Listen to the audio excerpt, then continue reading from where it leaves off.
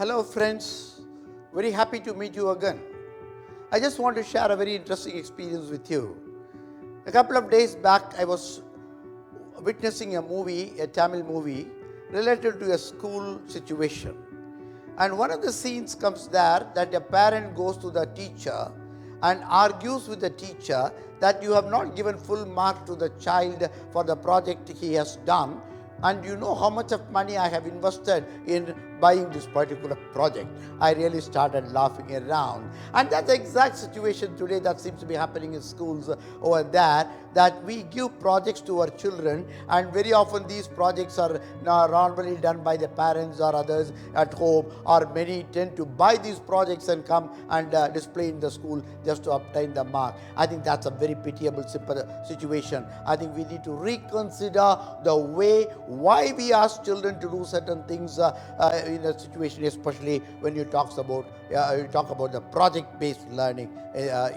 Project-based learning is the objective of this is to expose children to certain case studies. The objective of a project is to open up thinking, application of knowledge to certain situations. In a project-based learning, the end product is not really important, but the process of approaching a problem, the process of considering a problem, the nooks and corners, the nuts and bolts of a problem to be analyzed, and the children coming into terms with several of the concepts being dealt in the problem is more important. Unfortunately, we have left the process of doing certain things, and we look at what the kind of the product that is coming through. The projects are given to the children to give them an opportunity to do with their own hands, or to do with their own intellect, or work along with others to in a collaborative manner. I think it's time we start looking at the kind of the project that's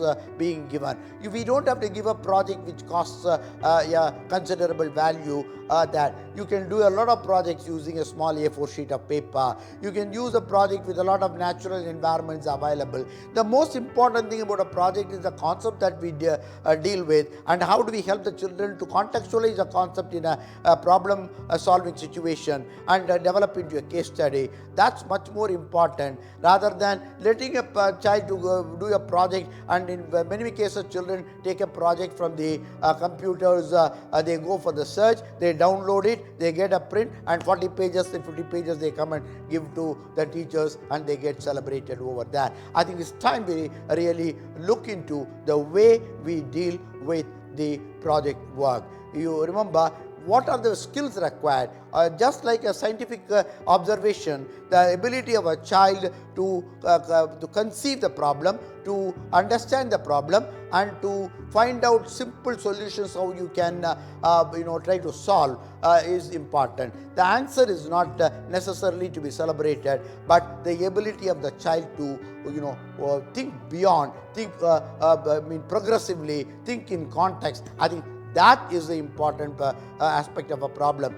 Be it social studies, be it sciences, be it mathematics, it doesn't matter what kind of subjects you handle. Please remember that try to give your children projects which are appropriate to the age, which are appropriate to the skills, which are appropriate to the learning context and the learning situation, which should help extended learning, which should help research-based learning, which should facilitate experiential learning.